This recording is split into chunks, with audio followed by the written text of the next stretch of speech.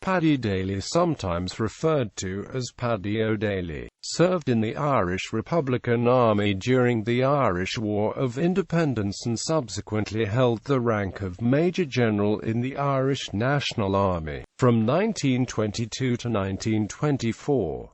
Easter Rising. Daly was born in Dublin in 1888. He fought in the 1916 Easter Rising under the command of his namesake Ned Daly, leading the unsuccessful attempt to destroy the magazine fort in the Phoenix Park. He was later wounded in the particularly vicious fighting near the Linen Hall. He was subsequently interned in Wrongok for his part in the rebellion until 1918, when he was released as part of a general amnesty for Irish prisoners.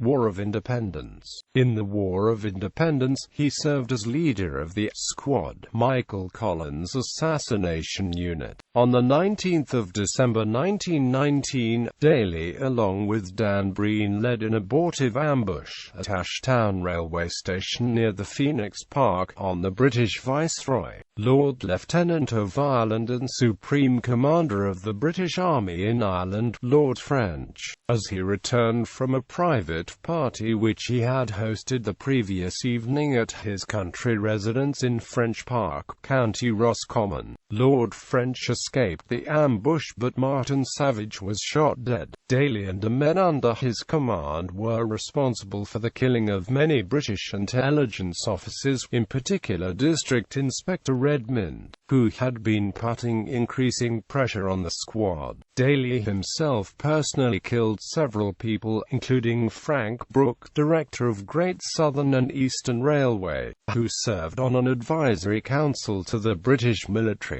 In June 1920, he did not directly lead any of the attacks on Bloody Sunday but was on standby in one of the squad's safe houses. In the aftermath, he was arrested and interned in Ballykinlough camp in County Down. Daly, along with Emma Dalton, was also involved in the attempt to free Sean McEwen from Mountjoy Prison on the 14th of May 1921. He and his men hijacked a British Army Peerless armoured car in Clontarf at the Corporation Abattoir, while it was escorting a consignment of meat to a barracks, and shot dead 2 soldiers in the process. The plan involved Dalton and Joe Leonard to impersonate 2 British Army officers and, using forged documents, transfer Mason to Dublin Castle. They gained entry to Mountjoy, but were discovered before they could free Mason and had to shoot the way out. They later abandoned the armoured car after removing the Hotchkiss machine guns and setting fire to what they could. Towards the end of the war, in May 1921, the 2 principal fighting units of the IRA's Dublin Brigade, the Squad, and the Active Service Unit, were amalgamated after losses suffered in the burning of the Custom House.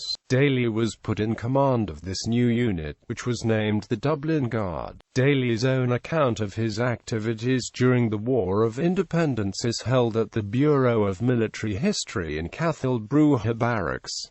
Civil War. After the Anglo-Irish Treaty split the IRA, Daly and most of his men sided with the pro-treaty party, who went on to found the Irish Free State. He was appointed to the rank of brigadier in the newly created Irish National Army, which was inaugurated in January 1922. When the Irish Civil War broke out in June 1922, Daly commanded the Free State's troops who secured Dublin. After a week's fighting, in August 1922, during the Irish Free State offensive that retook most of the major towns in Ireland, Daly commanded a landing of 450 troops of the Dublin Guard at Fenit, County Kerry, which went on to capture Tralee from the anti-treaty forces, acting with severe brutality in Kerry. Daly commenting that, "Nobody had asked me to take kit gloves to Kerry, so I didn't." As the Civil War developed into a vicious guerrilla conflict, Daly's men were implicated in series of atrocities against anti-treaty prisoners, culminating in a series of killings with landmines in March 1923. Daly claimed that those killed were accidentally blown up by their own mines, but this has since been proved to have been fabricated. Subsequent career. Daly married Bridget Murtagh in 1917. She was a sister of Elizabeth Murtagh, the first wife of Commandant Michael Love, who served with Daly in the Collins Squad of the IRA, in the Irish Free State Army of the 1920s and during the emergency period. He volunteered his services for the Irish Army again in 1940 and was appointed as a captain to the non-combatant Construction Corps. On his death in January 1957 he was buried with full military honours in Mount Jerome Cemetery. He was survived by his brothers, Comdt Seamus O'Daly and Captain Frank O'Daly. His sons were Patrick and Colbert, his daughters Breed and Philomena. Daly resigned from the Free State Army in 1924 after an incident in Cork concerning the daughters of a Republican doctor. A court-martial was held but collapsed as no one was prepared to give evidence. Bibliography. Duggan, John. A History of the Irish Army. Ireland's Civil War. Calton Younger.